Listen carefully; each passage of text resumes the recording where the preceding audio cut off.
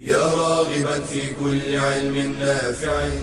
ينمو العلم ويتقدم بتقنياته ومجالاته، ومعه نطور أدواتنا في تقديم العلم الشرعي.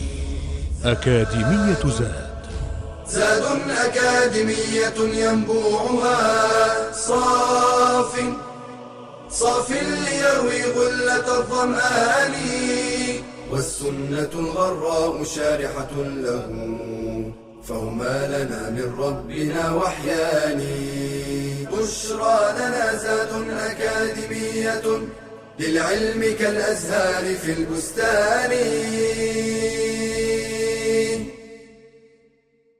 Assalamu alaikum wa rahmatullahi wa barakatuh, and welcome back. Bismillahir Rahmanir Rahim. Alhamdulillah wa salatu wa salamu ala nabihi wa mustafah wa ba'd. My dear students, welcome to the 19th edition in the fourth level of the prophetic noble Hadith.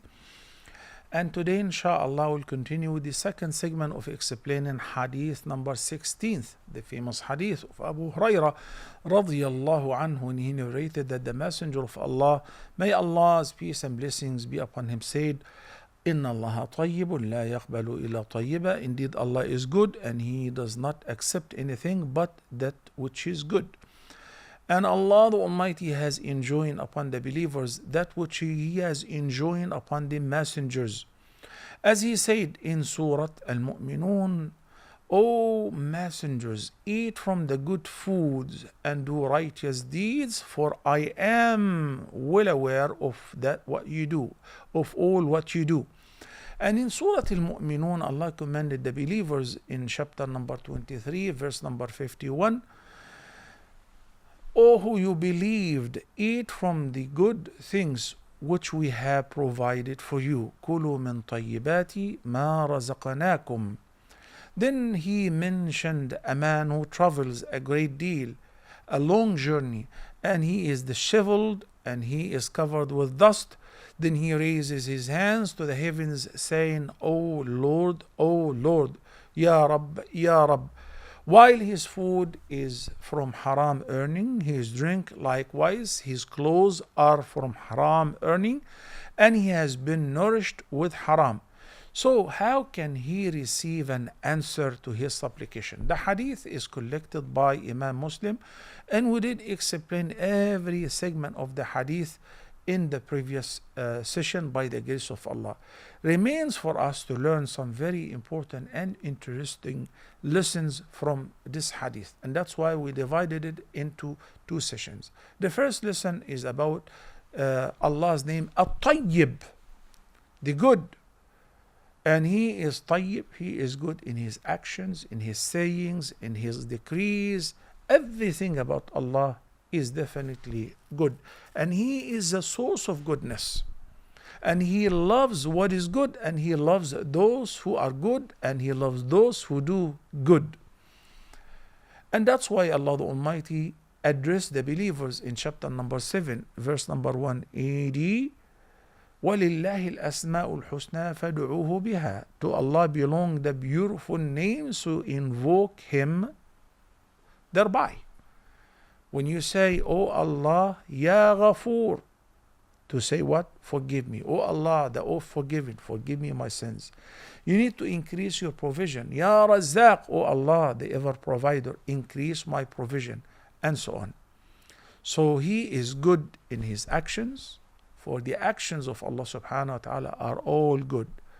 His rulings are all good, and it is indeed, they're all in the best interest of His servants in this life and in the hereafter. Hence, they are good and are appropriate for every time, place, and circumstances. In the hadith, the Messenger of Allah sallallahu alayhi wasallam said, لا يقضي الله لعبده المؤمن قضاء إلا كان خيرا له. Any decree that Almighty Allah will decree for His believing servant, it is most definitely good for him, whether he knows or he doesn't, whether he sees it immediately or after a while, or even in the hereafter. Brothers and sisters, dealing with and using haram money which is earned unlawfully, to buy food, to buy drink, to buy medication, to buy clothes, will not make it lawful. Nourishing the body from haram will prevent answering the supplication, and this is very obvious in the hadith. No matter how many of the means of receiving a response are present, raising the hands, being disheveled, being dusty, crying, going for Hajj and Umrah, but the source, the money, the wealth is earned unlawfully, and that's why subhanahu wa ta'ala would not answer the supplication of such person. His dua or her dua will be blocked for this reason. And accordingly, we should understand that the ijabah of the dua, whenever it is slow, maybe it is slow because it is barred with our sins, or because I have been earning unlawfully. When one's child is going astray or acting naughty or giving them a hard time, you also need to check on the source of your earning. Some people don't mind earning from riba, from gambling, from commissions which are haram, from selling what is forbidden, and then they wonder, how come that my relationship with my wife is not really good and my kids do not respect me? Think about the source of your earning, and you still have a chance to fix that by repenting, by looking for a lawful job in order to make certain that you're earning lawfully. It will fix your problems, and it will be a great means of accepting your dua, and also your charity and your giving away, all of that will be accepted. We also learned that the messengers who were the most pious were also commanded. Allah asked them to do things and to stay away from things. So being the most righteous people doesn't mean that they did not receive instruction from Allah subhanahu wa ta'ala. No, they have been instructed. Look how Allah said to His Prophet sallallahu alaihi wasallam, قُمِ اللَّيْلَ إِلَّا قَلِيلًا نصفه أو انقص منه قليلا أو زد عليه ورتل القرآن ترتيلا. How the Prophet ﷺ was commanded with the night prayer in the previous ayat. Or imagine, the other day I was telling my son to drive carefully, and I put in emphasis on that. Actually, it was today. So he said, Abi, you don't have to remind me. I drive very well. I said, Allah said to His Prophet, Ya ayyuhan nabiyyu ittaqillah. And the Prophet ﷺ was the most righteous. So it is okay to remind, even the believers among themselves, reminding one another. وَذَكِّرْ فَإِنَّ الذِّكْرَى تَنْفَعُ الْمُؤْمِنِينَ. As Allah said in Surah Al-Dhariyat, keep reminding. We remind one another. Because indeed the reminder benefits. Benefits whom? Benefits the believers. The one who refrains from good and lawful things as an act of devotion is committing a big sin. What do you mean? Don't understand. If I decided I don't want to eat chicken, I don't want to eat beef, I don't want to eat fish, no problem. Your choice. The Messenger of Allah sallallahu alaihi wasallam said, you don't want to eat anything, don't eat it, but do not criticize it. It is created by Allah and others like it. And it is lawful. So let them eat it.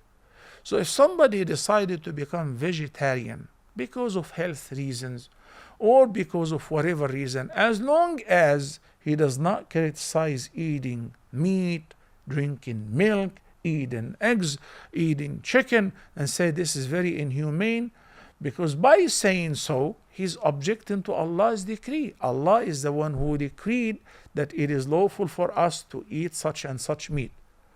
Okay? If you make it unlawful, it becomes a major sin.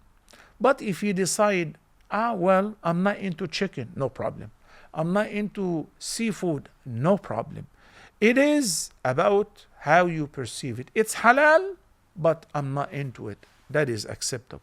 It becomes a haram, and the person will become blameworthy, if he were to perceive what Allah has made lawful and said it is tayyib as unlawful. Because in fact, Allah did not make anything unlawful but what is khabith, what is evil. In Surah Al-A'raf, chapter number 7, verse number 32, Allah the Almighty says, who has forbidden the adornment of Allah which He has produced for His servants and the good lawful things of provision. قل من حرم زينة الله التي أخرج لعباده والطيبات من الرزق.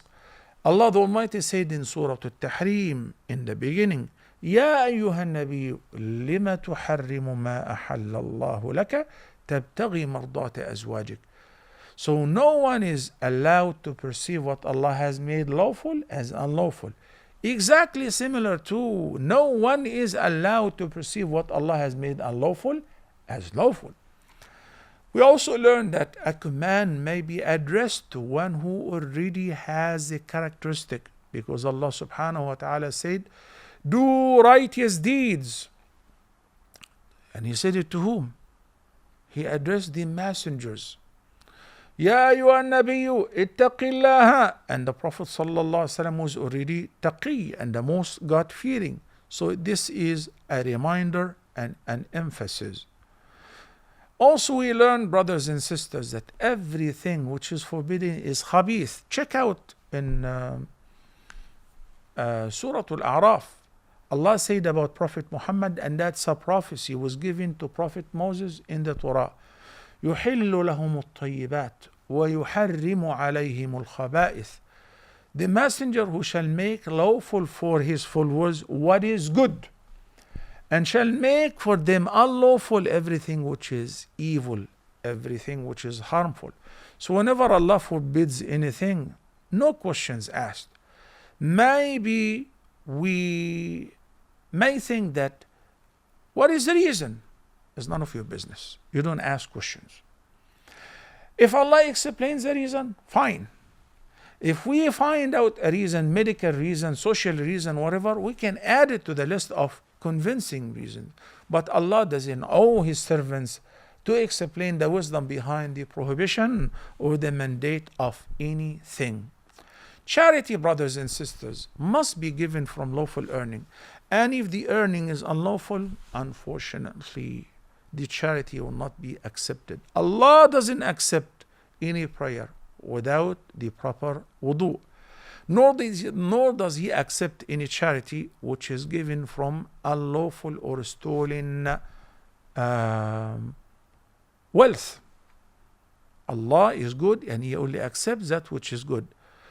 The Messenger of Allah said, if you give even something as little as a date or half date, but from halal, and Allah doesn't accept but what is halal, what is lawful, Allah will grow it for you, will enlarge its reward for you until it becomes like a huge mountain, provided it is given from halal. If the person have repented and wants to give away what he has stolen, and he doesn't know the person, or the person have died and does not have ears, so he may give it in a charity, but on behalf of the owner of the property or the wealth. Hopefully he will be forgiven and the reward will go to the original owner of that wealth. We also learn from the hadith some of the many etiquettes of the dua in order for our supplication to be accepted. And may Allah accept all our prayers and purify our earnings and purify our hearts. Until next time, Assalamu alaikum wa rahmatullahi wa barakatuh. يا راغبا في كل علم نافع. ينمو العلم ويتقدم بتقنياته ومجالاته، ومعه نطور أدواتنا في تقديم العلم الشرعي. أكاديمية زاد أكاديمية ينبوعها صاف ليروي غلة الظمآن، والسنة الغراء شارحة له، فهما لنا من ربنا وحيان. بشرى لنا زاد أكاديمية للعلم كالأزهار في البستان.